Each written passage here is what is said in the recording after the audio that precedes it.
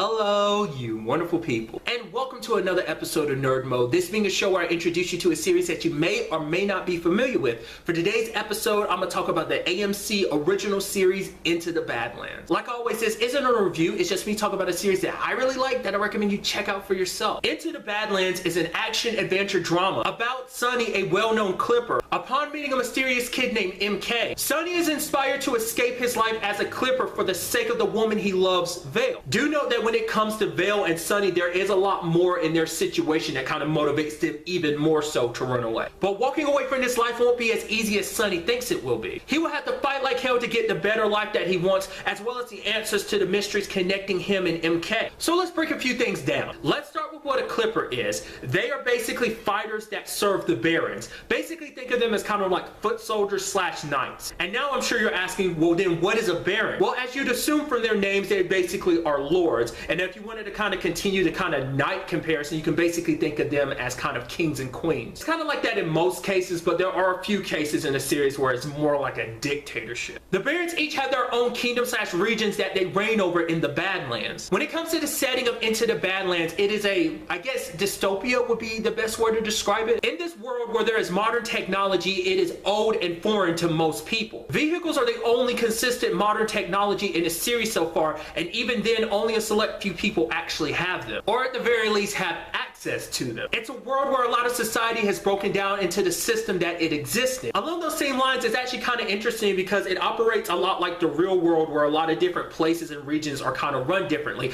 Like for example, like the whole like baron hierarchy only exists in the Badlands. Outside of the Badlands, things work a little bit differently. Parts of season 2 takes place outside of the Badlands, so you get a little peek at how things operate. But like I said, a peek. We still don't know how everything is run outside of the Badlands. I am curious if that is something that we will see slash learn more about in the future of the series, because the series is called Into the Badlands, so obviously the Badlands is the biggest focus of it. Also, the series hasn't explained how or why the world is in the state that it's in. It might be something that comes up in the plot later on, but I kind of lean more towards the thought that it's probably something that will never be answered. Kind of like the world is the way it is and just leave it at that, which I'm totally okay with that. The series has a bit of a supernatural side when it comes to the whole thing involving MK and what happens to him when he bleeds. Out of context, that makes no sense. Watch the show and you'll understand what I'm talking about.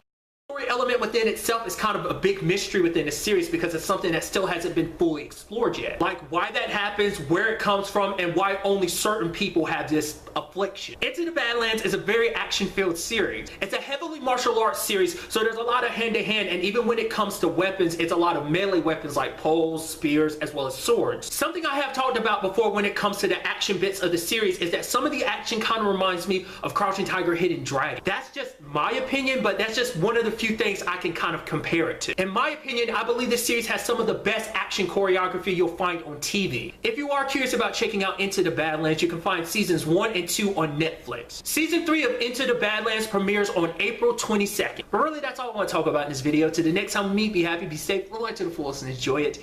Good day and goodbye.